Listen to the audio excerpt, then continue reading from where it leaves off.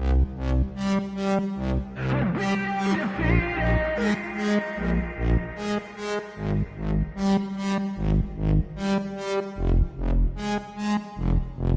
hands stable, I feel able to turn the tables. I could do this, just keep moving, keep your hands up, stupid. I feel lucid, a new viewing. I can see the end, I can see my future, I can view it.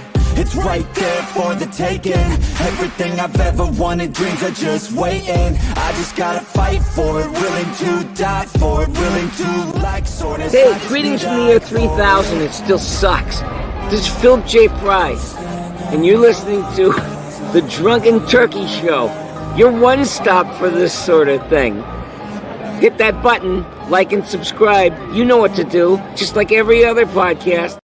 You guys know what to do, just like every other podcast. What is up, everybody? Hit the like button, hit the subscribe button, ring that notification bell. We have a great show for you guys today with a great guest, reoccurring guest that's been on the show before. We're going to be talking about the Summer Wells case and the most recent search about 3-4 weeks ago now on November 13th on the 3500 block of Van Hill Road out in Tennessee in regards to the search of Summer Wells. And so I just want to say thank you to everybody that's tuning in. Hit the like button, subscribe, you know what to do. So without further ado, let's bring in our special guest, former FBI agent Jennifer Coffindaffer. Jennifer, how are you doing? Welcome back to the show. Hi, everyone. Well, I'm doing great because it was a big night. You know, it's the end of football season. Mm-hmm. Nothing to do with true crime, but anyway, big football banquet. My son was named Offensive Player of the Year. Wow. So I am in high cotton right now. So feeling good. How are you doing? That is amazing. I'm doing well.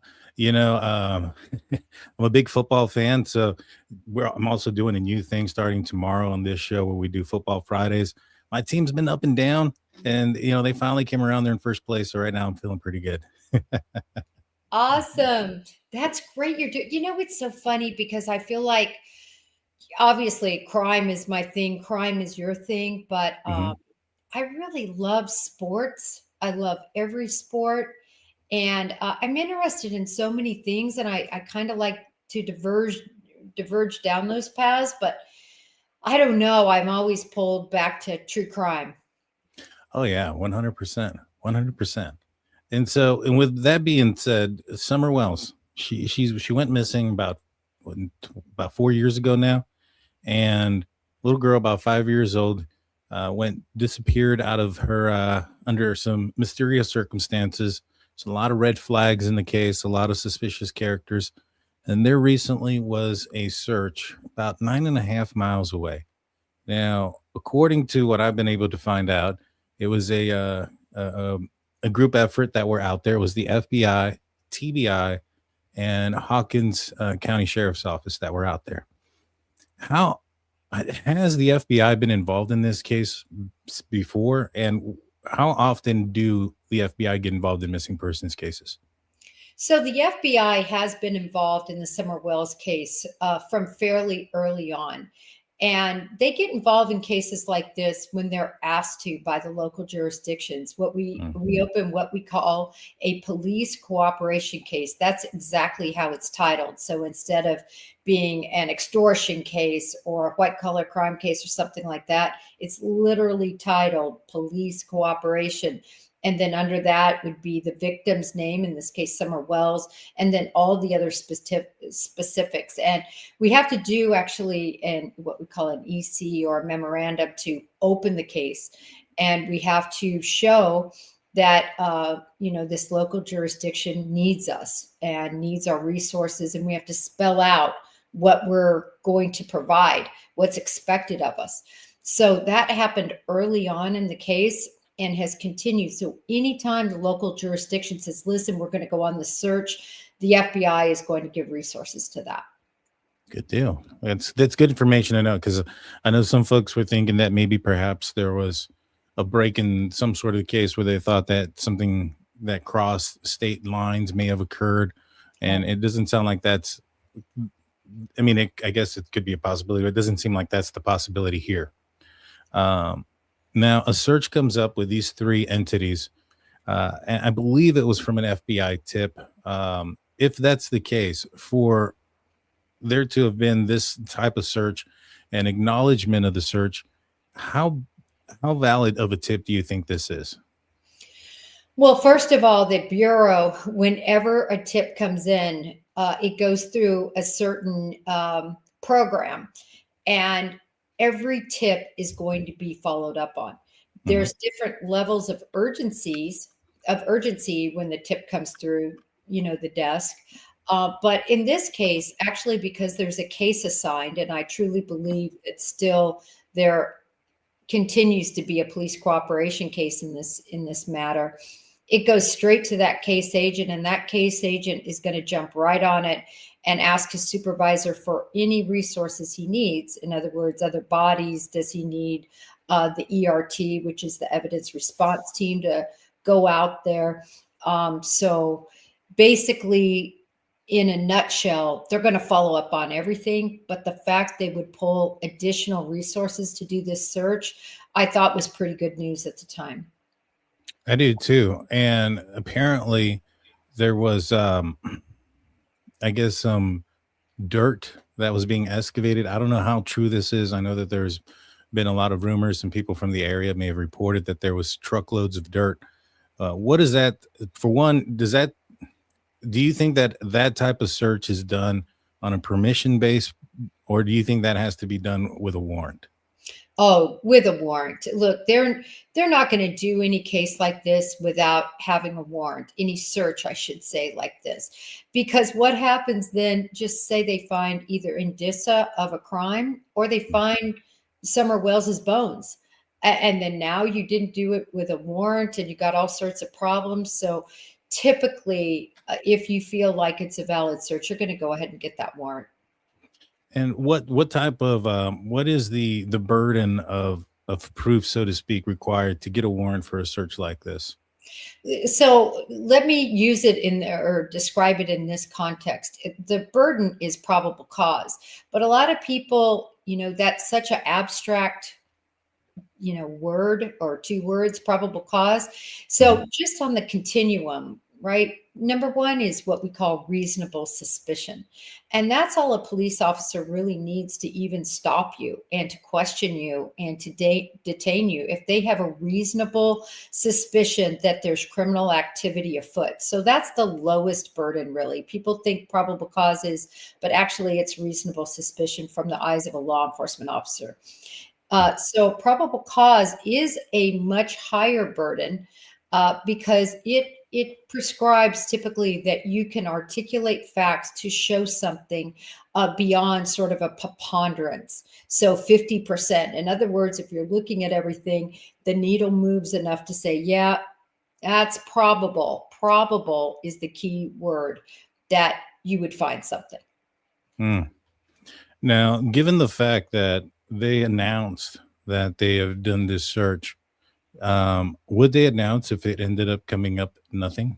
Because I mean, they put this out there for the public to digest. The public now thinks, all right. I mean, a lot of us think that there had to have been a warrant. That was one of my, first things that I thought of with this amount of presence, that there would have had to have been a warrant, which means there would have had to have been some sort of evidence that can be articulated, as you mentioned, so that a judge can sign off on for them to excavate some sort of dirt.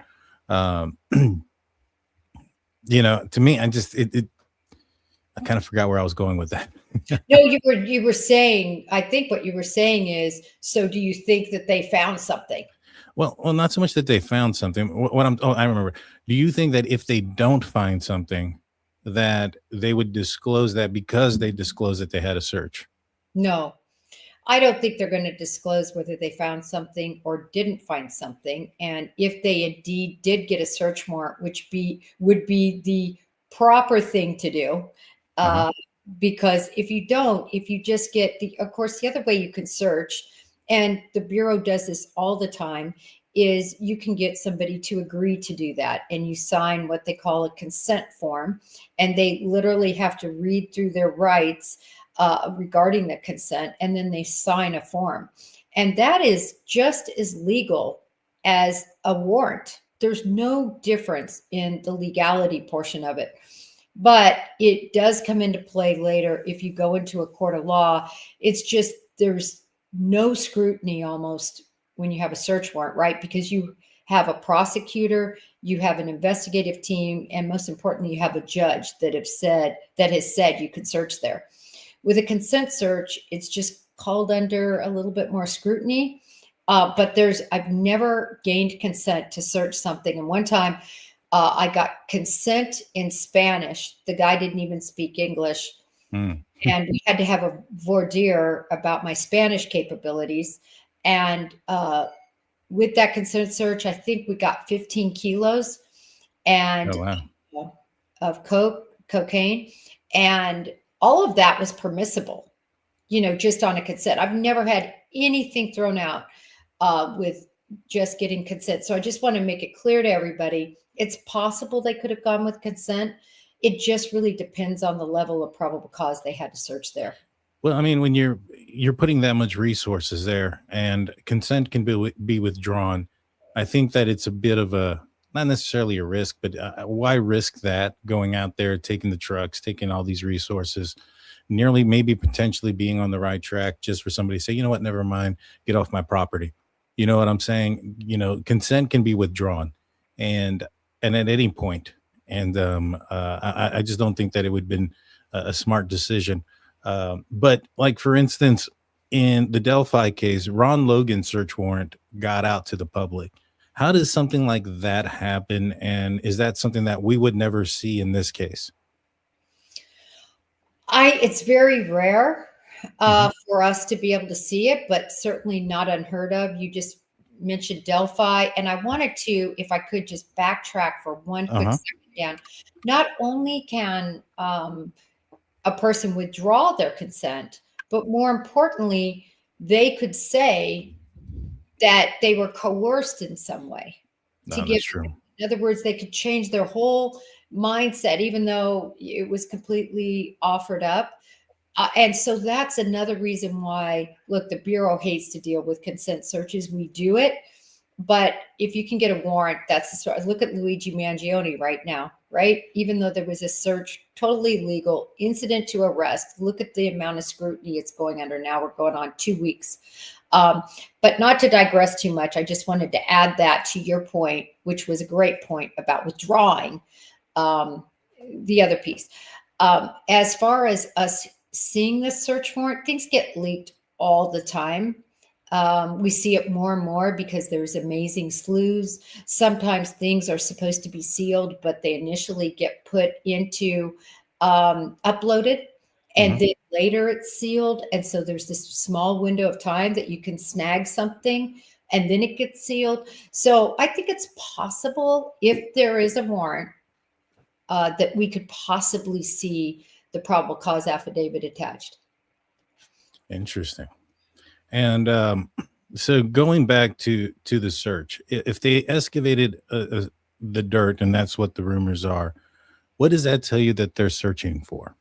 Oh, you're always searching for, to me, indicia. In other words, is there any evidence that would show a crime was committed? That could mean a dress. That could mean something that was used in the crime, such as a plastic bag or something to bludgeon, or a knife or something, right? An instrument.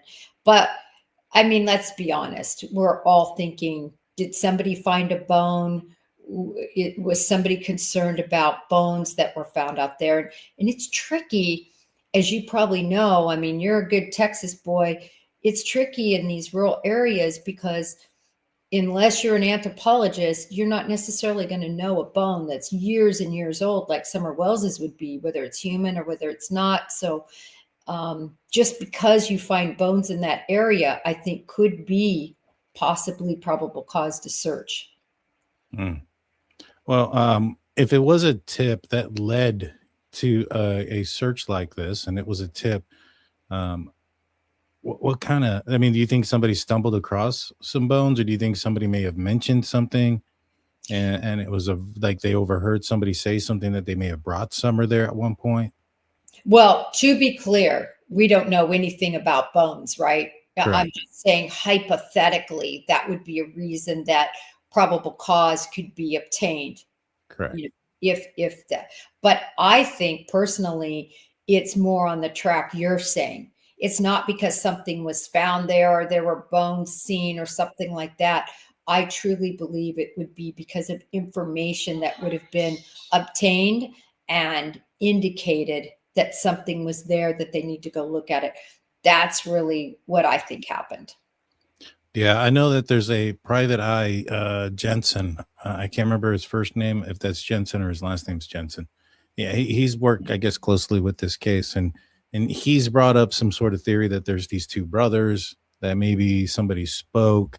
One of the things that I found interesting is like who the property belongs to, and we'll start off with there. The property that belongs to a guy named Paul Hill, who owned apparently a red Toyota, which was something that was seen in the area during the time that the disappearance occurred.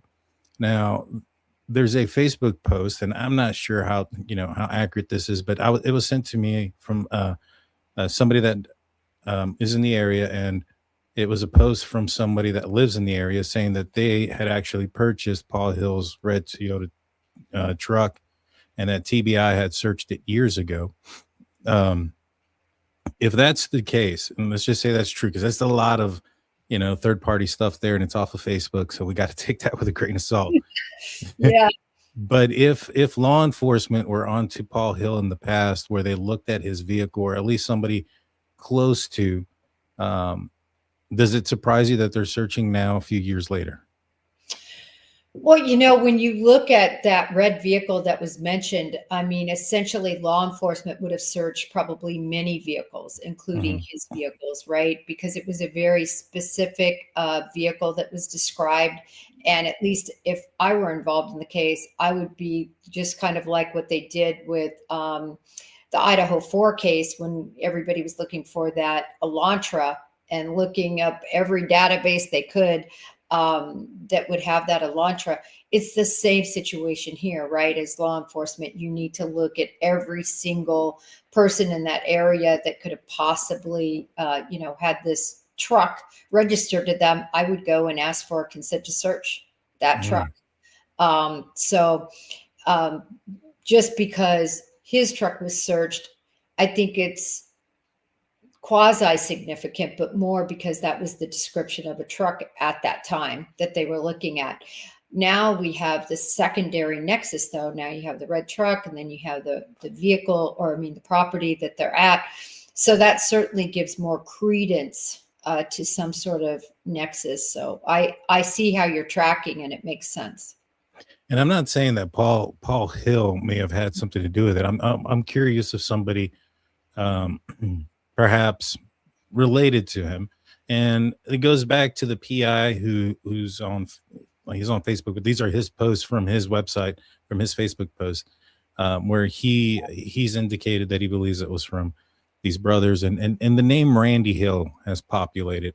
And the interesting thing about Randy Hill, and this is also that's kind of come up, is that he's a tree trimmer, and apparently there was some tree trimmers who were outside of the area when Summer disappeared. Now, one of the interesting things that I found was that there's a YouTuber named Ziggy who is married Fred Hill. Are you familiar? I'm familiar with Ziggy. Okay, so Ziggy actually interviewed a guy that was part of the team, the tree trimmers on the side of the road while she was out there. And that guy said that there was a guy named Randy who was on his team that he replaced, because the day that Summer disappeared, he had apparently hit a guide wire with his truck. And they spoke about seeing Candace and Candace's mom. Apparently Randy had recognized them. Now, why this was significant to me, and this was from an interview a long time ago, so this isn't like trying to put some dots and pieces together now that we know that there's a search and there's a possible Randy Hill there.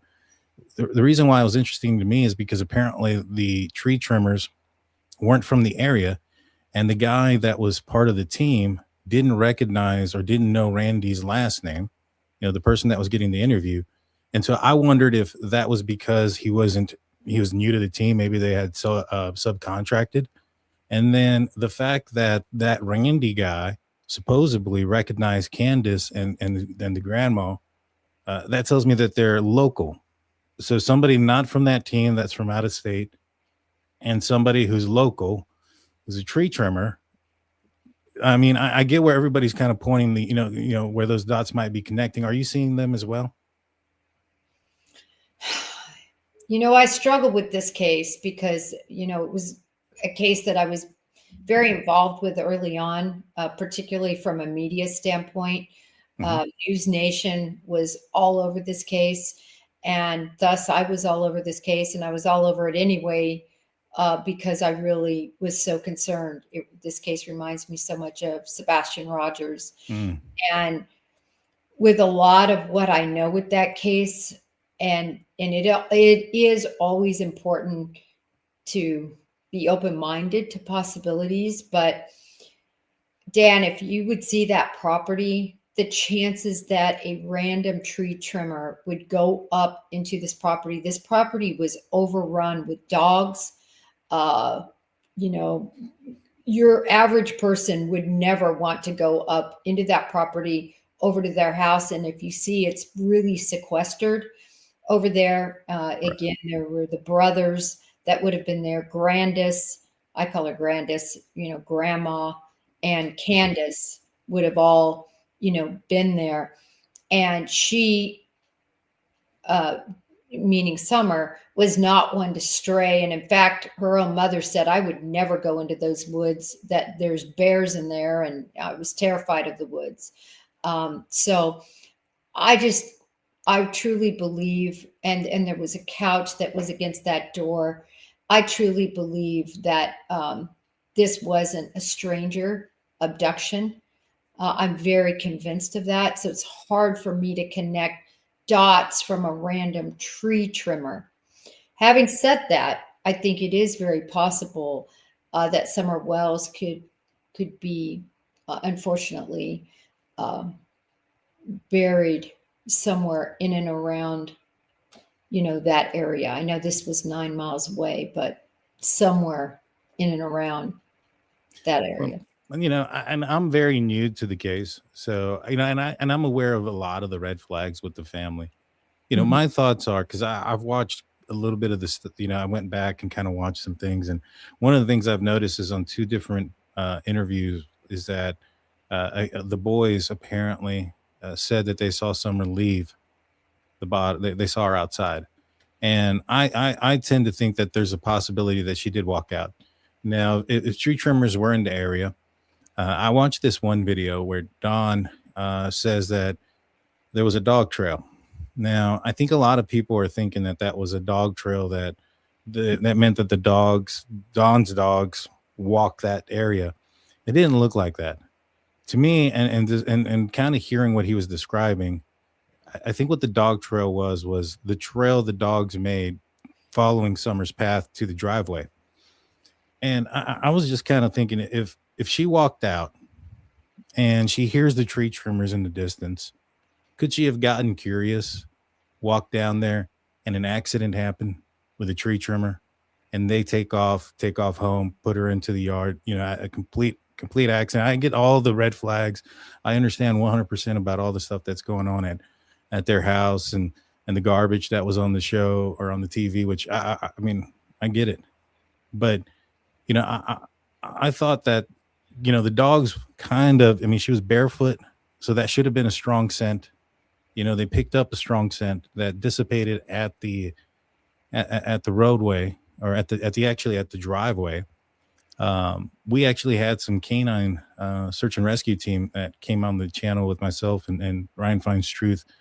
And they mentioned that, those type of dogs should be able to, could be able to track a person in a vehicle if they were put in a vehicle, but that elevation could make a difference. And if it's a higher vehicle, it could be the reason why they lost the trail at the roadway.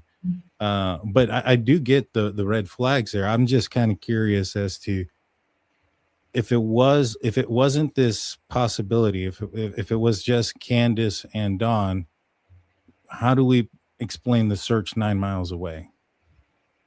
Oh, I think how we explain that, I mean, in my view, is there was such a hiatus of time Mm, between the report time of being missing and when she likely went missing or possibly went missing. So, 9 miles is nothing. that's 9 miles is 5 minutes in that, as long as you're not in New York traffic.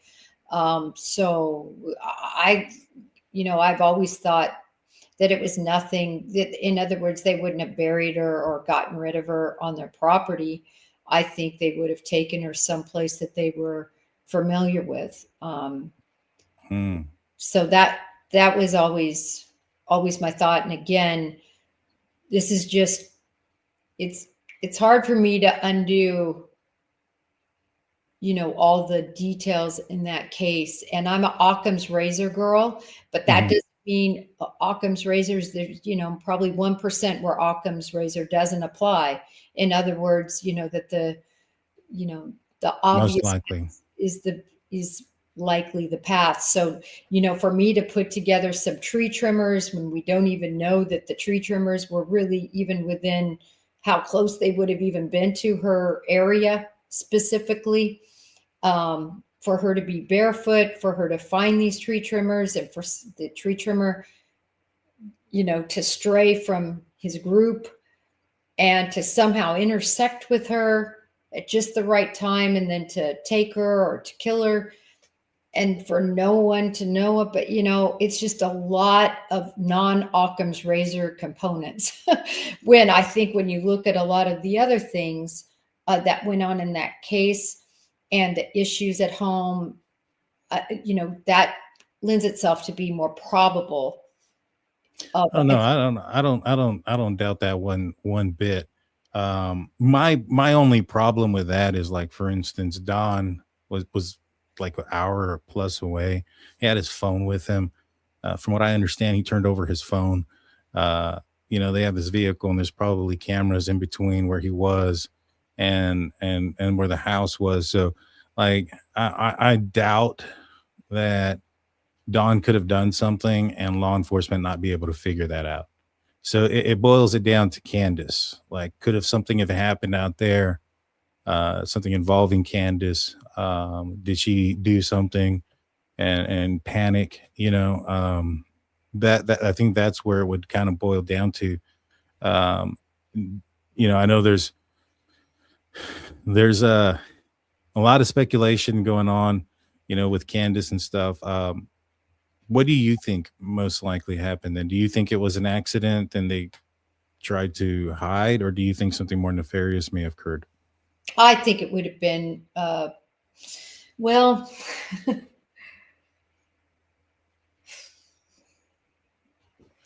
I think it could have been something nefarious. Okay. Um, I think there's a lot that went on in that house Hmm. that wasn't good.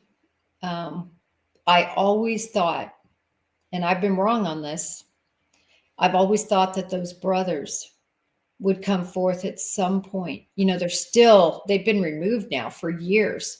Yeah. And I really thought that they would give answers and provide a better timeline and detail.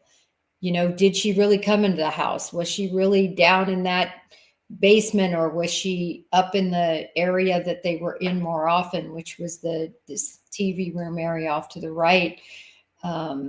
What really happened when, remember, she purportedly went back into that house. And that's where then they just say, poof, she vanished from there. Yeah. So I really thought those boys would provide more clues, and maybe they have, and we just, as the public, don't know about them. But I thought this seemed like it was solvable, and I'm still surprised to this day that it hasn't been solved. And I was really hopeful 3 weeks ago, because this is years now, as you know, Dan. That's a long time to keep some secrets, because I think more than one person probably knows what happened. Mm. And do you think that the fact that it's been like 3 weeks, that the results are not as maybe perhaps as strong as we thought they could be?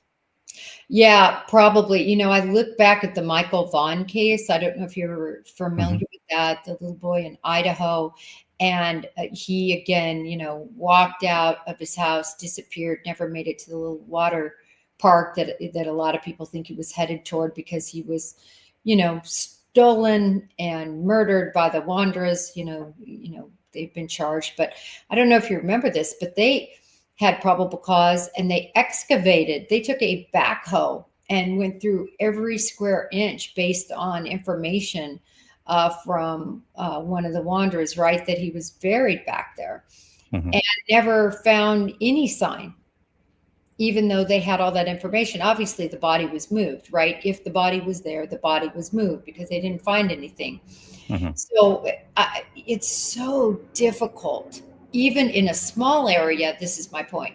A small area with a backhoe digging up every square inch of a small area to find body or bones, especially after all of these years, if that's what they were looking for. And even if not, even if it's indicia of a crime,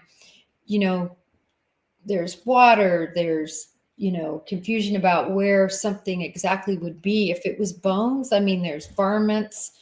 It's so difficult to search these areas and have them be fruitful. Yeah, no, I definitely understand that. It's one interesting thing though is that supposedly this property that they searched was like a pig farm, and there's always been this theory about pig farms. Um, and you also mentioned, the boys. Could they have said something that sparked up this search? I think so. As I said, I said this, I've been saying this for years. They hold the key because if we're to believe, which I'm not sure I can believe anything Candace says. In fact, I really can't believe anything Candace or Grandis say. Hmm. But they would have had some knowledge as to what happened Hmm. to their little sister. And so I think it's possible that information could possibly be emanating from them. You're right. The older they get, maybe the more they're able to speak about it. It's been years now, though. And they would have already been interviewed by specialists dealing with children and children that have been in a traumatic environment. What do you think about the fact that that Candace and Dawn apparently have been somewhat cleared from any, I guess, wrongdoing when it came to the boys as far as child services goes? They haven't been given custody back. I believe two of them have been adopted. I think the third one doesn't want to go back home, from what I've heard. I don't know how true that is. It's just kind of the rumor stuff. But what do you think about that? Do you think that's just because of a lack of evidence, or what are your thoughts on that? No, I mean, and you make a good point. And I've seen that paperwork and documentation. Obviously, Don Wells was thrilled to put that out there. And I understand that because, there was a lot of scrutiny on them for how they treated their children. In fact, it was beyond scrutiny. They took their children away, which is so rare. CPS doesn't want to do that. And if they take them away, they want to give them back to the biological parents as soon as they possibly can. And they never earn the right to have them back. But yet now they're saying they're cleared. I got to tell you, when it comes to CPS and, all these departments of child affairs people, I have found them to be most difficult to be reliable. Just seeing too many cases where, and there are some amazing workers that work in those environments. Most of them are overworked and they quit. They just, it's a lot to face over and over again to see things like that.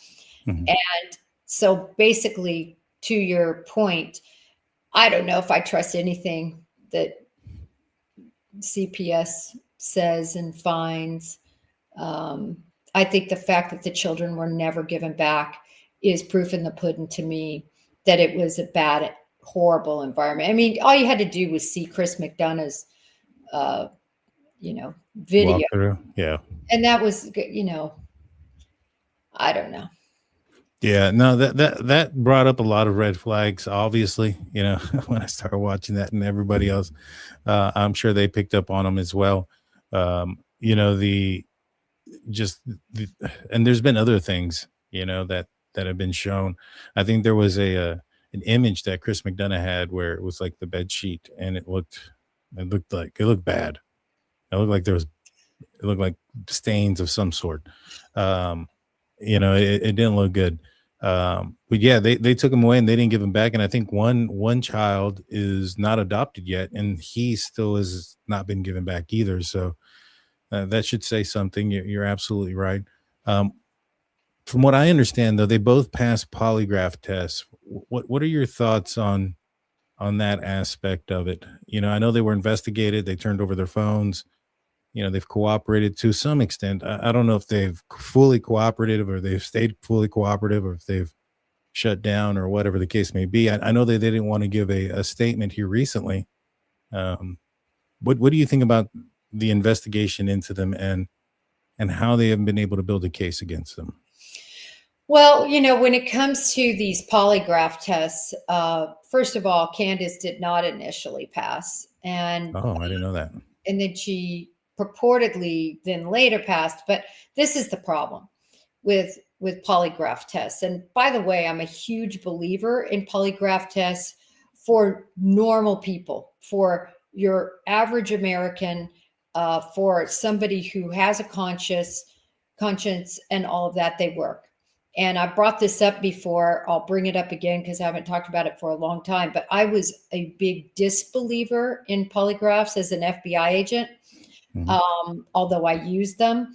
And I was in with a guy named Gary Steger, God rest his soul. He died just a couple of years ago.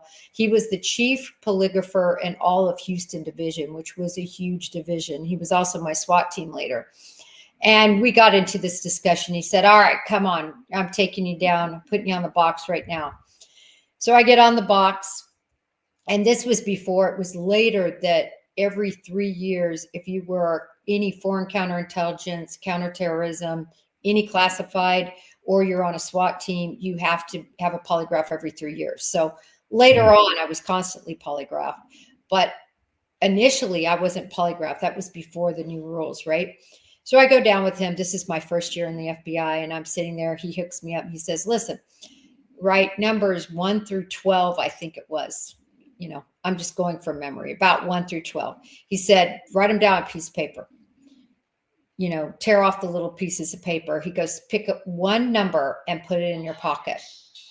And I'm just going to ask you what number's in your pocket. And I want you to say no to every number. Right? So he goes 1 through 12. And in my brain, every part of me was going, please don't say 8. Please don't say 8 or whatever. But it was really the number I had in my pocket was 2 or 4, whatever it was. Right. But in my brain, I was telling myself, oh, I've got the number 8. I was convincing myself silently. He goes through the number 12 and he goes, Jennifer, just hand me the number 4 out of your pocket. And of course, it was the number 4. And he said, don't ever, ever, ever take a polygraph if you're planning on lying. He said, your charts are so easy. Like I'm a very detectable liar. And because I've got the good charts, but that's because I'm normal. I have a conscience, blah, blah, blah. If you are on drugs, which those two were completely, entirely druggies and drunkards and had so many chemicals in them. I mean, if you see Candace's first interview, she can barely, I mean, this is her. She's a hot mess. There is no way when people are chemically altered like that on a regular basis and have that in their system, it makes it very difficult to do a polygraph. The other thing is when you are a liar that lies every day, all the time about everything pathological, you also can beat the polygraph. And I think both of them fall in those categories. So the polygraph for me is nothing when it comes to polygraphing people like them. And I know it from experience. I've had cases where people beat it because they're pathological or on drugs. What kind of drugs? I don't want to give any secrets out there for people. But what type of drugs affect things like the heart rate and the impulse movement that would have affected that the lie detector test? And I'm not disagreeing with you at all. I've heard this before, Yeah. but also, isn't it like the job of the FBI, the person administering the test, to determine if they're on drugs to a certain extent? Have a conversation, see if they're lucid, those type of things. Sure, and every polygraph examiner is different. Hmm. There's 3 that are retired right now that were in the bureau. Actually, I had one on my show. Now it's been well over a year ago. Wonderful guy named Eric Johnson. He still is a full-time polygraph examiner for the FBI, even though he's retired. He's a contractor, and he works throughout the country on different cases. He's amazing. And there's certain polygraph it's like anything. FBI agents, firefighters, nurses, there are people that are at the pinnacle of their performance of their job. And those guys are amazing. But even those guys will tell you, you can't get good results with somebody like that. Hmm. So, you know, I don't have any faith in whatever the exams were. Now, remember, I don't recall, and it has been a minute, and I should have looked this up. I recall very vividly Don Wells saying he passed and that ultimately she passed. Have we heard that from law enforcement? Because I'm not sure I saw a release of that information. I know Dr. Phil. It's Dr. Phil, so I don't know. Uh, Dr. Phil said they passed. Dr. Phil, when they came out, he said, "I don't think you guys did anything because you guys, it would have been kind of hard given I guess, the investigation that was done into them, given the polygraph, given the phones being turned over." And, I know a lot of people question their timeline and things like that. I personally feel that law enforcement probably have a much narrower timeline based off of certain things. If what Candace is saying is true, that Summer went missing and things like that, there should be an activity on her phone that kind of can narrow down that time frame where you can see panic, where you can see the phone moving across the property back and forth, things of that nature. When you look at the GPS location, um, I would assume that they did those things at least, and I would assume that they would have been able to have determined when it was that she got home, when it was that she left, if she left. I know there's been a lot of speculation and theories and maybe some facts that she may have gone to like a gas station or something like that during the time um, that she had gotten home and reported Summer missing to law enforcement. But I would assume that there's a tighter timeline. Don't you think that law enforcement would have a tighter timeline? Well, they should be able to have a tighter timeline that we wouldn't have access to, as you mentioned, based on the digital analysis. Now, that's assuming that she was running around with her cell phone in her hand, right? That's I true. think there's a long period of time, several hours, that to me are unaccounted for, from the Mhm. time of report to the time that they got back from the horse pond. And I mean, there's so many different stories about planting cactuses with Grandis. Then once, yeah, she went and got a piece of candy, and then oh, she goes into the main house with the boys because she wants to hang out with them. It's to me, when I've watched them interviewed and I've seen these, I just don't think they're being truthful. I really don't. Um, I've always had a problem with them, and especially all the annex, and back years ago, I watched all those crazy shows and all the things they said and all the drug crazed things they did. Don Wells, just disgusting. Yeah, he Uh, did something with his like family member, didn't he? God. Oh yeah. Well, yeah. I mean, he When he has a was younger. long history, and tried to sell his other 2 kids for drugs, and he has a long history of abuse uh, toward young girls. And again, I just go back to Occam's razor. Um, so I have trouble thinking that this was completely a stranger abduction. And law enforcement has really all but said that. They have said that the chances of this just being a complete stranger abduction and kidnapping are not likely. I would have to go back and pull that. Well, I don't think anybody went up there with the intention of taking Summer. I think that's ludicrous. I don't think anybody had, would have had knowledge that she was in the basement or walked up in there. My only thoughts about it are: is it possible that she walked out of the basement, heard something at the street, like the tree trimmers, was curious about the noise and went out that direction and came across the wrong person? It seems like there's a lot of the wrong type of persons that live in that area. And so that would that would increase the probability that she ran into the wrong person, type of scenario. But, you talk about, like, Occam razors with the parents and how, they were not the best parents. But, when you're not the best parents, other things also happen. Like, if you're not taking care of your kids and you're not watching them and you're just strung out on alcohol and drugs, they can walk off the front door and walk into an area where they could, something could happen to them. So it's not always that, in my opinion, at least, that when you have people who are crappy folks, that necessarily means that they did something, but they are susceptible to having something done or those type of things because of the people they have around them, because of the environment that they put their kids in. It makes it likely that they could have wandered off and them not know for a long period of time because they're too involved in whatever it is that they're involved in. And so that's kind of where I'm sitting at on it. Like, these weren't the best parents in the world. That also means that a lot of things could have happened because they weren't the best parents in the world. Does that make sense? You make a exceptional point, that people, when they're under the influence, when they're neglectful type parents, they open themselves up to having something bad happen to their children. I think it's a really excellent point. And, I think as an investigator, you always have to keep your mind open to, it could be something else. So even though I'm about, 75%, I always keep my mind open. In other words, I tell you, if any evidence came in that, you have to go down that road, like you're talking about. Could she have wandered off barefoot,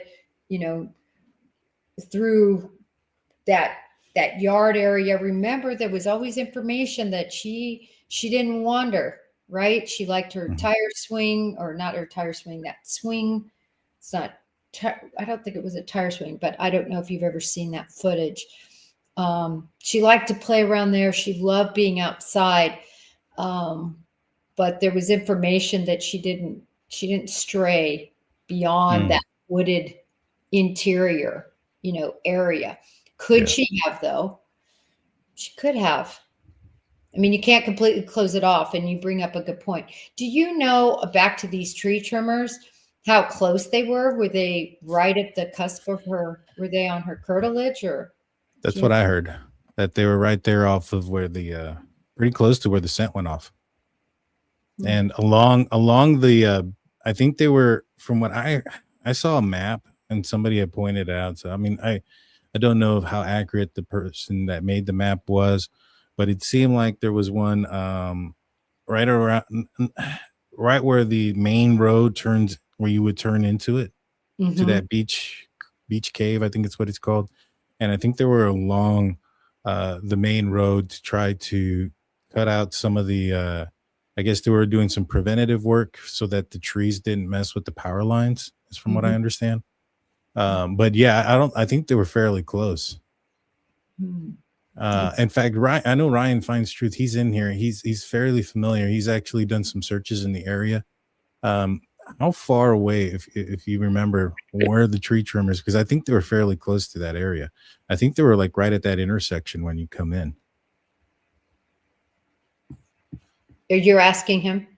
Yeah, but I think that I'm pretty sure that's where they were too. They were there in that intersection. But if they were that close, my thought is, if they're that close, then it doesn't have to be. It could be like that Amazon driver that happened out here in Texas. I believe it was in Texas. Amazon driver pulls into a yard, accidentally hits a little girl, panics, takes her, and then he takes her live and then dumps her in a little like in a ditch somewhere. Mhm. I'm not sure if you had heard about that. I haven't heard about that, but let me ask this question. How quickly was she found? I think it was a few days. But Exactly. yeah. It's just been my experience that if it's something like this, the power line guy, Yeah. the body is found. This is something to me that was, much more, I don't want to say calculated, but whoever did this, or if there was more than one, they calculated how to dispose of Summer. They knew this area, they knew where to go. And so, in other words, it doesn't seem like a panicked situation, because I think if it would have been, I think she would have been found earlier.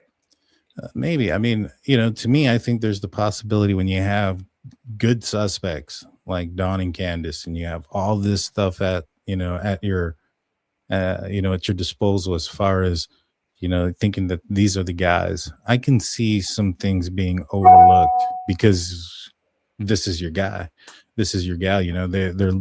They're good for it. Ryan says that they were very close. And then I saw another one saying that they were clearing up all the way up to the hill. They were clearing up the power line up to the top of the hill. And so they were all up, I guess, in that area, fairly close. And to me, if, going back to what you're saying about a panic move, this one tree trimmer did hit a guide wire out there that day. That's what ended up getting him fired. Could that have been a panic move? Yeah, when I think about this scenario, which I love you're bringing up, I think law enforcement also would have looked into this at that time. They would have interviewed, done queries, looked at their digital phones. I mean, this would be all stuff that we haven't seen in the public, but that we can surmise that would have been investigated. And that if it would have gone someplace, those types of crimes are so much easier, I think, to detect, right? Because they're in the wrong place. They're doing what they're not supposed to be doing. The people they work with are saying things like, whoa, he disappeared, or, whatever the case may be. I think when it's a situation that it's more domestic like this, they can be harder to solve. Because DNA, you'd expect Summer's DNA. Remember also, this was a case that, as far as I know, they never treated this like a homicide to begin with. No, they haven't. I don't think so. Missing person, just like they did with John Benet Ramsey, which caused, I think, a lot of problems, significant problems.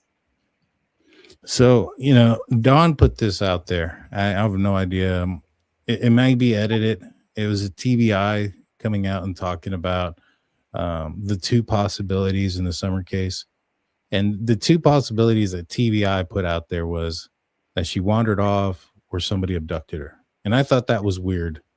Why not bring up other possibilities? Or why just leave it up to just those two? What do you think would be the tactic behind that? Well, I'm going to be straight up. I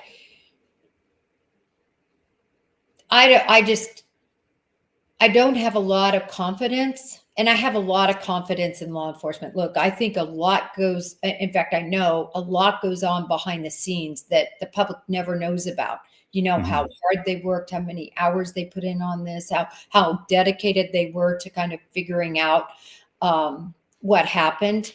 So I give law enforcement a lot of credit, but I am just saying in this case, it's been very disappointing. I'll tell you one of the biggest things. So you asked me about a tactic. I have never understood this tactic that would have been so easy. If you take somebody's kids away, you cannot just take them away.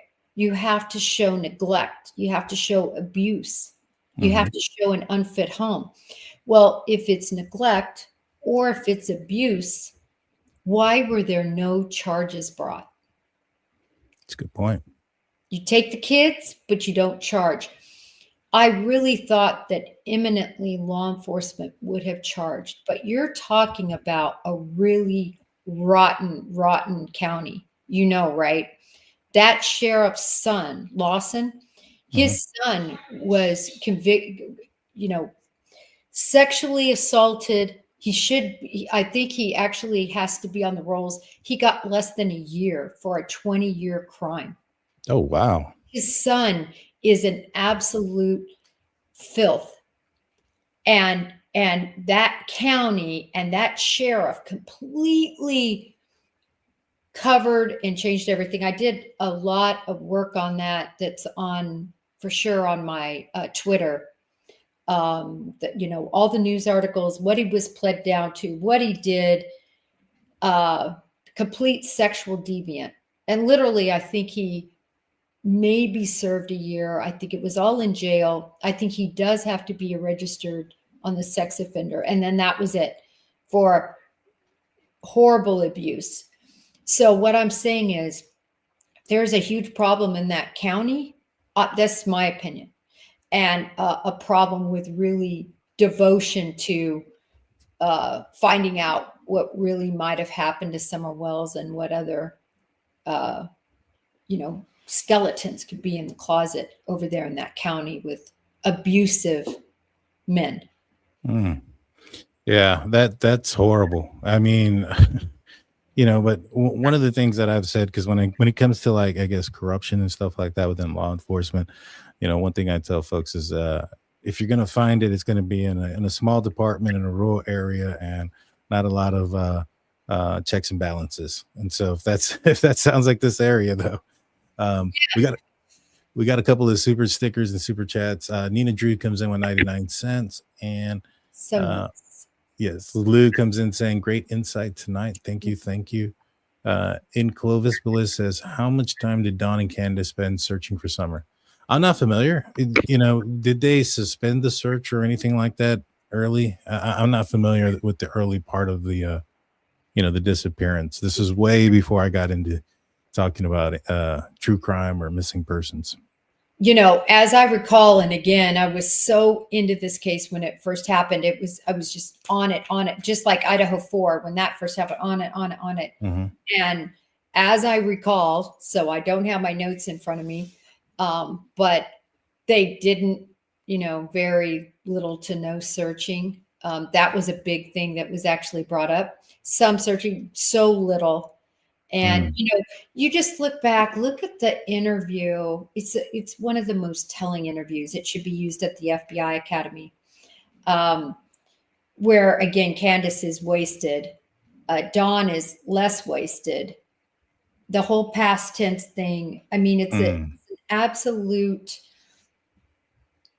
education, in my opinion, as to how people talk when they're lying and what happened, stories and how they speak when they're not telling the truth. And, he makes it very clear. I even think in that interview, and I wish we had it to pull up, but he even says, and everybody can go back and look, I think it's this interview where, well, she's in a better place or something like that. And you'll see her at the resurrection. Yeah, you'll see her at the resurrection. Thank you very much. You know what I mean? That's just when I would say, when you look at a missing person and a family, and you can't judge everybody the same.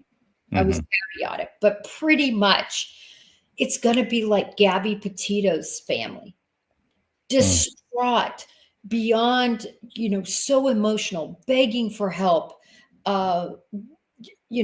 never sleeping, relentless at trying to find their loved one, their daughter in that case. Just the raw emotion. And on law enforcement. What are you doing? What are you doing to find my child?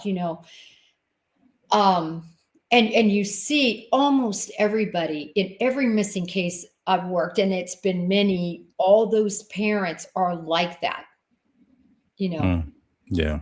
And so when I see the opposite, like a Susan Smith or the recent case with that poor little boy, help me with his name. Emmanuel Haro? Yes, Emmanuel Haro. You could tell right away. I mean,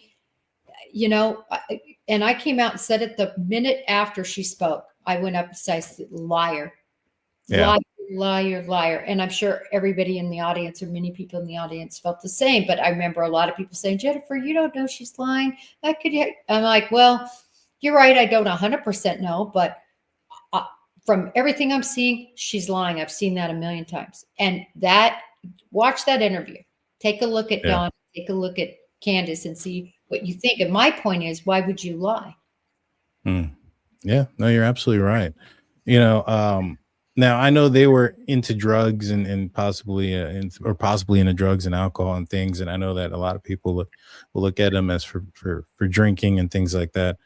What would you say to those that say, well, I mean, she's missing her kids.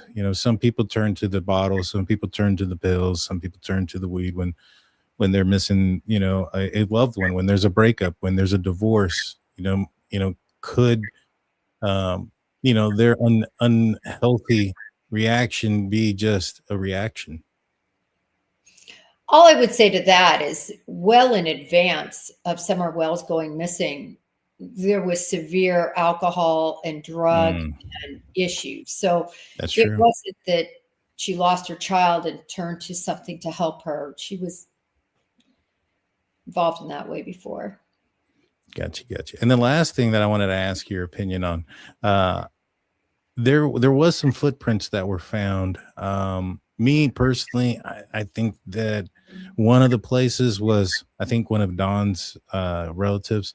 The other place was within a quarter mile. I don't put it past her and her brothers running around barefoot. So I don't know when those footprints were put there. Do you think there's any relevance to the case, the footprints that were found the days after the disappearance that happened to be barefoot? She was allegedly barefoot as well.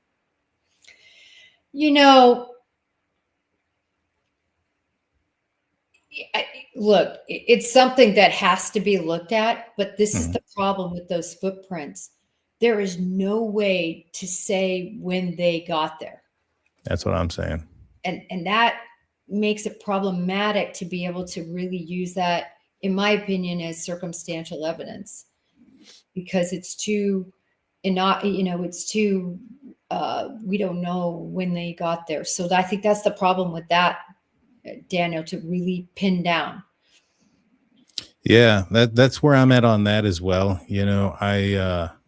I think they're fairly close to the house, to the point where they could have been placed relatively, the day before or 2 days earlier. And it's not like it's too far out of the way.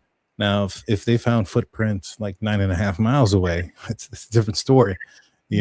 I think that might play a role, but a quarter mile away, I think one of the properties was related, it was family members. So I wouldn't be surprised if at some point she visited, you know what I'm saying?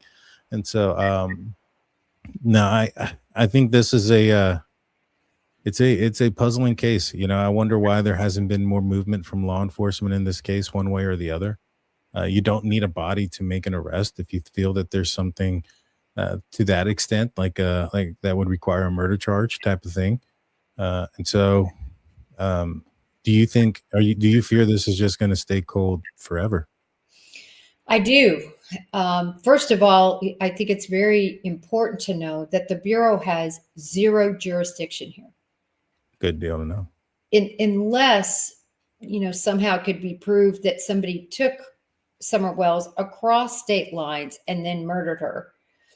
Other than that, which I don't think there's any evidence of that at all. Venue is squarely in that county and squarely under the purview of a sheriff. Now, if For some reason, he's out now because I haven't looked lately, but I don't have any information that Lawson's not still in charge. But you're in a jurisdiction that I think has a lot of issues and a lot of issues with looking at cases of sexual assault on little girls and fighting against a culture that really is a hot mess in terms of how children are treated and what is normal in terms of care for children and education for children and investigating these types of sexual type crimes.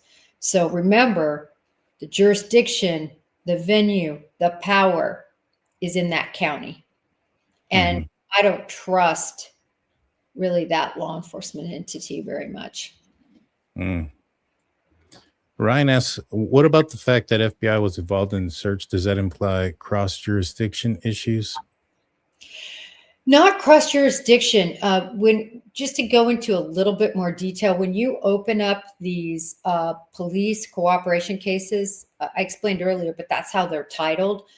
It's just like you have so much power with those cases, meaning if the local law enforcement entity wants, you can use any facet of the FBI to assist in their investigation, but it doesn't mean you're ever going to be involved at all in the adjudication of the case, only in assisting.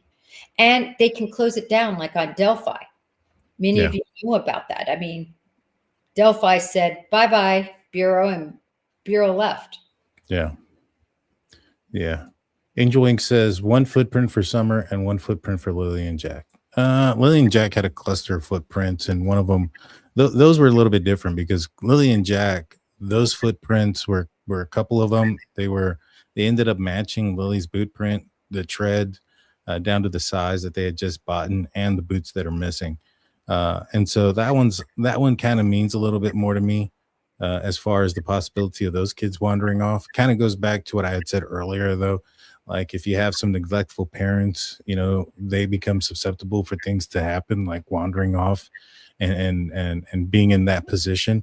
And so, that's kind of where I'm at a little bit on that case. On this one, the footprints, there was 2. There was a single one, from what I understand, a single one on one property, and then another single one on another property, a little bit of the ways away.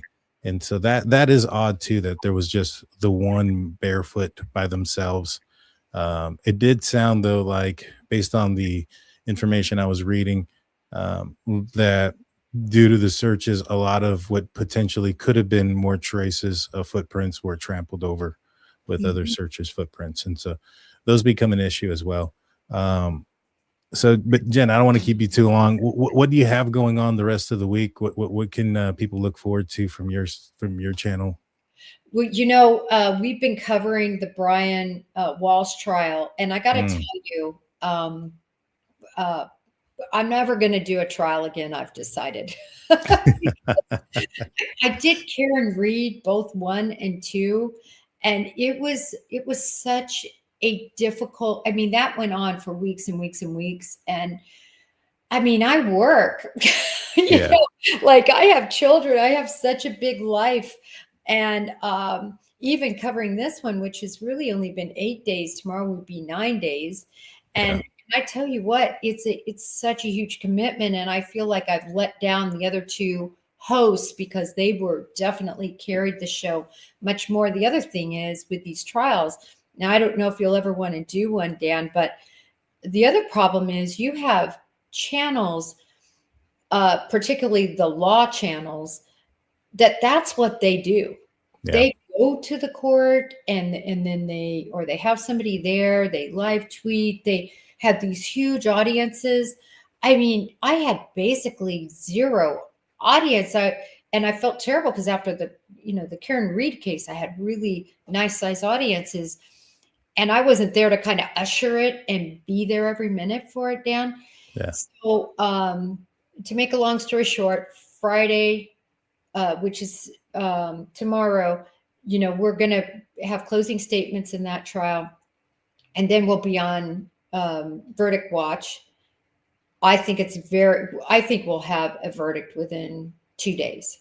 I That's think quick. the weekend. I think it'll be quick That's on quick. that Brian Walsh case, which will be good. Good deal. But if I may mention, Dan, one of the huge interviews I just got, I'm so excited. Please look him up. Cameron Malin, he was with the FBI for years. He was an assistant United States attorney before that. He began the forensic profiling unit, the behavioral science unit. Actually, that's what people call it, profiling, but people within law enforcement call it behavioral science. Behavioral science unit that was the first to the Bureau focusing on just your digital footprint, Dan, and taking that and extrapolating a criminal profile to you. That's amazing. The premier, he's in London right now teaching this huge class. He's amazing. So I'm so excited about him. And then I'm getting his wife, not during that show. That show, please mark your calendars. It's going to be a good one. It's February 16th. And probably around 5, but I've got to shore that up with him, the time. We've got the date in writing. His wife, she is for 20 years, did only crimes against children, basically. And she's the most premier, child behavioral science gurus. She's amazing. And so I just got to get the date nailed down for her. I've got some exciting ones coming up. I'm hoping Tim Tebow. I reached out today again. I did not hear back, but met with him. And I'm really hoping that, I'll get him on the show. That'd be awesome. He does amazing work, Dan. Are you familiar with his work? His football work. And what he does with the, with religion and what he does with analysts and things of that nature. Yeah. Not true crime. I didn't know is he in true crime? Well, you know what he's doing now? He literally is helping children who have been rescued from being sexually horribly abused throughout the world. Oh, wow. He's got, I think, 46 rescue homes now where he takes these from all over the world and helps really just rescue them in every way and provide counseling and everything. What he does is just amazing. He works with law enforcement. Obviously, he's not out there doing the enforcement side of it, but he's providing a case of refuge after. It's the Tim Tebow Foundation. And in fact, he threw me, if you've been on the channel in the last month or so, because this just happened about a month ago, but I was so excited. He threw me he said he was throwing footballs out into this crowd that we were all in. And anyway, I'm like, Tim, if I'm going to have you throw me a pass, I'm just not going to stand here. So I said, listen, I'm doing a 10 and out. He goes, 10 and out? Yeah, 10 and out. So I go running and then I do a 10 and he perfectly throws the ball in my hands like this. Dang. And thank God I caught it, because if I didn't, I would feel like a real idiot. I almost, though, blew out one of the screens because my out pattern went to the screen where we were watching. But no, so I'm really hoping he'll come on, even if it's for 15, 20 minutes to talk about everything he's doing. Elizabeth Smart, very excited. I was teaching firearms and self-defense to raise money for women who are victims of sexual assault. And when I was there, I spoke with Elizabeth Smart's former manager for many, many, many years. And so I'm hoping to get her on.